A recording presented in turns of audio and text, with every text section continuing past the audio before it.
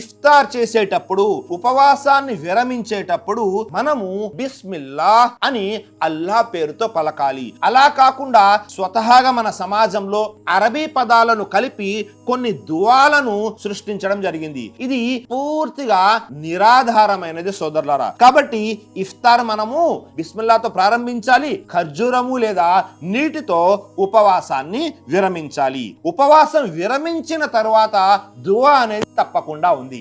ఈ విషయాన్ని చాలా మంది మర్చిపోతూ ఉంటారు.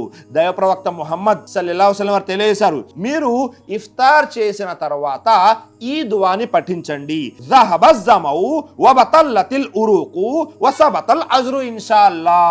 దాహం తీరింది, నరాలు తడిచిపోయాయి, ఇన్షాల్లా అల్లా తలిస్తే ఖచ్చితంగా దీనికి ప్రతిఫలం కూడా లభిస్తుంది. కాబట్టి ఇఫ్తార్ తరువాత ఈ దువాని తప్పకుండా పఠించాలి.